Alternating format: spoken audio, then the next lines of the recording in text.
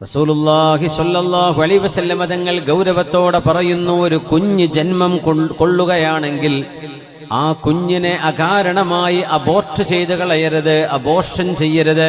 അതൊരു ജീവിതമാണ്, ഒരു ജീവനാണ്. വലാ തഖ്തുലൂ ഔലാദകും ഖശിയത ഇംലാഖ് നഹ്നു നർസുഖുഹും വഇയ്യാകും.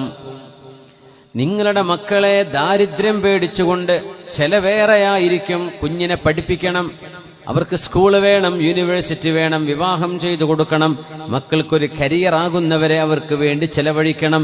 ഇതെല്ലാം ഭാരമാണ് എന്ന് വിചാരിച്ച് ജനിക്കാൻ പോകുന്ന കുഞ്ഞിനെ നിങ്ങൾ ഗർഭഛിദ്രം ചെയ്ത് നശിപ്പിച്ചു കളയരുതേ. വലാ തഖ്തുലൂ ഔലാദകും ഖശിയത ഇംലാഖ്.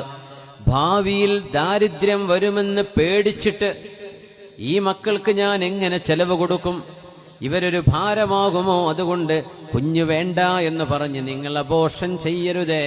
നഹ്നു നർസുഖുഹും വഇയ്യാകും.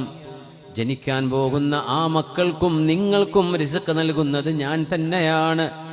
വമാ മിൻ ദാബത്തിൻ ഫിൽ അർളി ഇല്ലാ അലല്ലാഹി റിസ്ഖുഹാ. ഭൂമിയിലെ ഓരോ ജീവിയുടെയും ജീവിക്കാൻ ആവശ്യമായ, സർവൈവലിന് ആവശ്യമായ എല്ലാം നിർണയിച്ചു കൊടുക്കുന്നതും നടത്തി കൊടുക്കുന്നതും നാം തന്നെയാണ്. അതുകൊണ്ട് നിങ്ങളുടെ ഭക്ഷണവും നിലനിൽപ്പിനാവശ്യമായ എല്ലാ സംവിധാനങ്ങളും ഞാൻ ഏറ്റെടുത്തതല്ലയോ? നിങ്ങൾ എന്തിനാണ് പേടിക്കുന്നത്? ദാരിദ്ര്യം പേടിച്ചുകൊണ്ട് മക്കളെ